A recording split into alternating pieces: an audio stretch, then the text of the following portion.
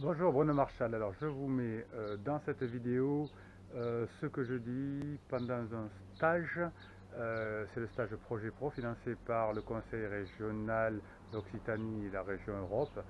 C'est un stage qui dure 3 mois et les stagiaires sont avec moi une fois par semaine, avec Laura aussi, pour travailler sur la confiance en eux, sur le domaine professionnel à partir du cheval. Alors c'est des personnes qui ne connaissent pas le cheval forcément, qui débutent, certains ont très peur des chevaux, donc ce n'est pas des professionnels. Et là je vais vous montrer la première séance où j'explique comment on fonctionne dans un troupeau, comment on crée le leadership avec un cheval, et je vous laisse découvrir. Alors le son est un peu loin parce que je vous ai mis une webcam pour que vous puissiez, enfin une GoPro pardon, pour que vous puissiez voir tout le rond de longe. Alors c'est pas idéal, tendez l'oreille et je vous donne toutes les mêmes explications qu'aux stagiaires, et ensuite vous verrez dans les jours qui viennent des stagiaires à l'œuvre, des stagiaires qui ne connaissent pas les chevaux, et on va voir comment ils s'y prennent. Allez, je vous dis à très bientôt, je vous laisse regarder. Si vous aimez cette chaîne, mettez un pouce en l'air, hein, vous vous abonnez aussi. Qu'est-ce que vous faites? Vous posez vos questions en commentaire, j'y réponds, et vous partagez cette vidéo, ça peut inspirer d'autres personnes. Allez, je vous dis à très bientôt.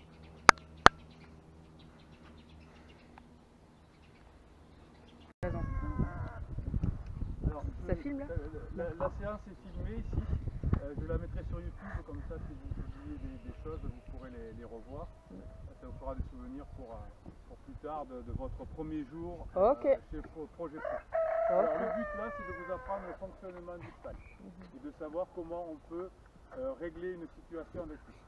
Donc le cheval, c'est une proie.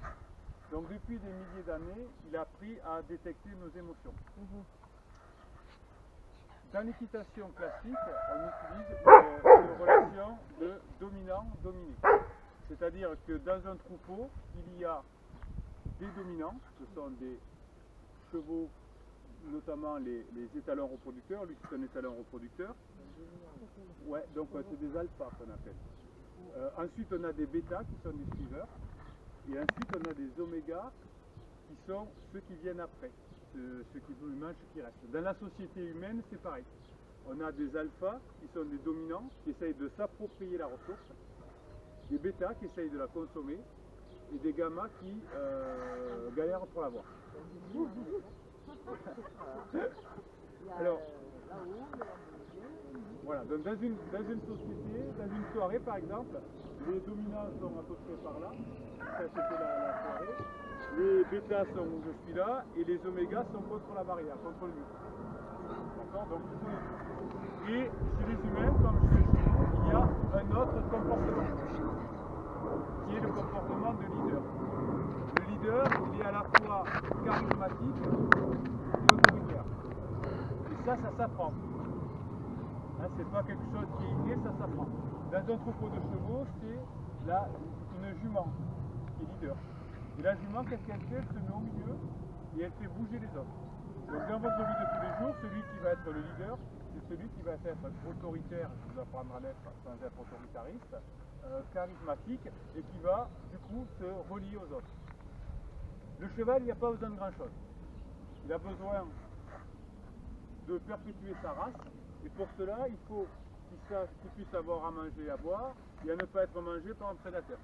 Donc qu'est-ce qu'il va chercher ce cheval-là? À savoir si je suis capable de le protéger contre un prédateur. Si je suis capable de faire ça, il va être collé à moi. Donc là je vous parle, vous voyez que ce cheval s'en fout de moi, il préfère aller manger. Et je vais faire un petit quelque chose, c'est-à-dire que je vais lui montrer que je connais le comportement du leader, que ce soit chez les hommes ou que ce soit chez les chevaux, et ensuite il va être beaucoup plus rassuré et il va être beaucoup plus avec moi. Toutes les équitations ont leur valeur, il y en a qui aiment sauter, il y en a qui aiment aller à la guerre avec leurs chevaux, il y en a qui aiment faire du dressage, d'autres de l'équitation méthodologique. Tout ça c'est des disciplines. Ce qui est important avant tout, c'est de comprendre le comportement du cheval pour avoir une bonne relation avec lui. On ne peut pas régler un problème de comportement par l'équitation classique, par l'équitation éthologique, par le CSO. Non, le comportement, le règle au niveau du comportement, en liberté, voire à pied. Et ensuite, on fait toutes les équitations que vous voulez, sont toutes bien. Donc ce qu'on va faire ici, c'est que l'on va apprendre à se relier au cheval. Mon intérieur, mes émotions intérieures vont correspondre à l'extérieur du cheval. Si je suis excité à l'intérieur, il va être excité à l'extérieur. Si je suis tout mou, il va être tout mou. C'est pour ça que le cheval est un peu un thérapeute, parce qu'il sait lire nos émotions depuis des milliers d'années. Il sait à 20 mètres détecter une variation de changement de mon rythme cardiaque. Avec le corps, c'est ça? Avec là, c'est l'énergie intérieure. Alors, le non-verbal, Maria a raison, le non-verbal aussi compte beaucoup. Ma gestuelle, ce que je vais vous apprendre. Mais c'est aussi avant tout ce que je suis à l'intérieur. D'accord. Si j'ai peur à l'intérieur, je vais être très faible en énergie et ça va, le cheval va avoir peur aussi, donc il va fuir. Ce que je vais essayer de vous apprendre ici, c'est que la fuite est un comportement qui existe. Ça sert la fuite, surtout quand on est à l'âge des cavernes. Si je me fais attaquer par un loup, par un ours, il va falloir que je sois capable de fuir. Partir en courant, voire me dissimuler. Aujourd'hui, dans notre société, quand je forme des gendarmes par exemple, je leur apprends que la fuite ou l'agressivité n'est plus des comportements qui sont nécessaires. La colère n'est pas une émotion nécessaire. La colère, c'est fait pour se battre. Donc c'est pas parce que quelqu'un me parle mal que j'ai besoin de me mettre en colère. Ma vie n'est pas en danger. Ben pour se faire respecter quand même. Alors, si je me fais respecter et que je me mets en colère, je suis mort. Personne ne me respectera. Pourquoi? Parce qu'inconsciemment, on se dit, si Maria elle n'arrive même pas à gérer ses émotions intérieures, comment elle pourrait gérer l'environnement? Donc je ne peux pas la respecter. Donc les personnes qui se mettent en colère ne sont pas respectées par les chevaux et ne sont pas respectées par les humains. Bah oui, mais si par exemple on est face à quelqu'un qui abuse de nous, vous voyez ce que je veux dire? Eh bien, je vous apprendrai à faire différemment et faire des choses qui marchent. Parce que la colère ne marche pas. Ça peut impressionner quelques secondes, mais ça ne marche pas. Parce que quand je suis en colère, je n'ai plus mon préfrontal ici, la partie là où on commence à parler neurosciences, de cerveau qui s'appelle le préfrontal qui va fonctionner. Parce que quand je suis en colère, c'est pas le moment où je puisse réfléchir. C'est pour ça que quand je suis en colère, je fais des choses qui ne sont pas cohérentes. Ou je dis des choses que je regrette après. Quand j'ai peur, c'est pareil. Donc, si vous voulez vous en sortir, si on vous agresse ou je ne sais quoi, il faut au contraire garder le préfrontal. Quand je forme les forces de sécurité, on leur apprend à garder justement le préfrontal. Sinon, on rentre dans ce qu'on appelle un tunnel. Un tunnel visuel et on ne voit pas l'extérieur. Donc je peux, si je suis en colère, je ne vois pas les coups qui vont arriver comme ça par exemple. Je ne vois pas arriver quelqu'un qui arrive sur le côté. Donc au contraire, il faut que je reste dans mon calme. Ça, je vais vous l'apprendre à faire. Je comprends. Et pour les chevaux, c'est pareil. Si je me mets en colère, je n'aurai aucune incidence sur les chevaux. Alors sur le moment, ils vont, et puis 2 minutes après, c'est fini. Là, ils vont reprendre les petits. Alors si je suis en colère, il va être en colère aussi. Et là, ça peut être dangereux. Des propriétaires qui ont des colères entre eux, vous voyez. Là, ils sentent de la colère chez quelqu'un. Donc, il vient, il est en colère. Ben oui. Il n'est pas en colère là. Quand il est arrivé, il est en colère.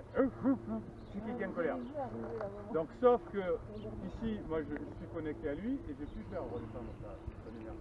Alors, comment ça se passe pour prendre le leadership sur un cheval? Eh bien, je vais lui montrer que je suis capable de le défendre parce que je ne me mets pas en colère, parce que je n'ai pas peur, mais parce que je saurais défendre si un ours attaque ou un loup attaque. Et donc, lui, il va m'imiter l'ours ou le loup pour voir si je suis capable de le défendre.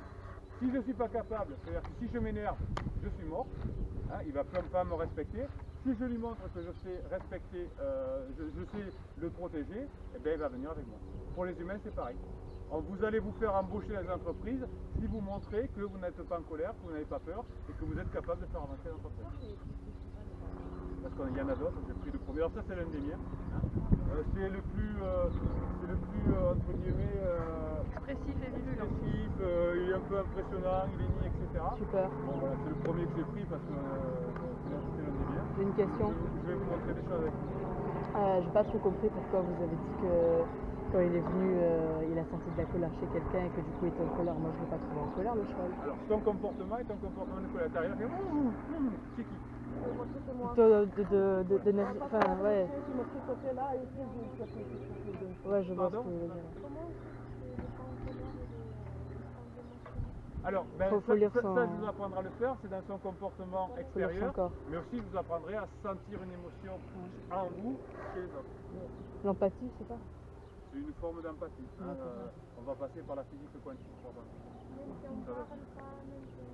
Non, il n'y a pas besoin, c'est une ressenti. On peut faire de la communication animale qu'on appelle, c'est-à-dire qu'on peut communiquer avec le cheval d'esprit à esprit, mais je vous apprendrai à chasser les petites voix qui sont dans votre tête. Parce que dès qu'on a une petite voix, on ne peut pas entendre ce qui se passe ailleurs. Et c'est ça que j'allais dire, comment on fait pour reconnaître si l'émotion vient de quelqu'un d'autre ou de nous? On est là pour l'apprendre. Ok, ça marche. On a du boulot, hein. Eh ouais. Alors, je prends une chambrière, ça s'appelle une chambrière, pour que le cheval me voit bien mon bras, parce que quand je suis derrière lui, il voit 360 degrés, mais là il voit flou. Et là il voit flou. C'est pour ça qu'on dit qu'il ne faut pas passer derrière un cheval sans qu'il nous ait vu. Parce que par la surprise, hein, il pourrait emboyer. Alors nous, nos chevaux sont formés bien évidemment pour pas qu'ils emboient les pieds. Il ne faut pas confondre à cheval la peur et la surprise. 90% des cavaliers pensent que leur cheval a peur alors que c'est juste de la surprise, même à très haut niveau. Si le cheval a peur, il va regarder quelque chose, un objet, il va le fixer, il va mettre les oreilles vertes, il va souffler, comme ça, pour essayer de savoir ce que c'est. Ça, c'est la peur, il ne va pas bouger. La surprise, c'est, je suis un peu comme vous tout à l'heure, un peu dans les nuages, il y a quelqu'un qui parle, je parle d'autre chose, etc. Et puis il y a un bruit derrière. Oh, je sursaute. En équitation, on dit, on fait un écart. Et là, la plupart des cavaliers disent, oh, il a eu peur. Non. La surprise et la peur, c'est deux émotions différentes. Et du coup, faut désensibiliser, c'est ça? Il faut connecter le cheval. Oui, Ça parce veut dire que qu'il n'est pas connecté. tu peux désensibiliser un cheval qui a peur, mais l'effet de surprise, tu le maîtrises pas. C'est impossible à maîtriser l'effet de surprise. Quand tu es en balade, s'il y a un vélo qui arrive par la droite, tu peux pas désensibiliser le cheval.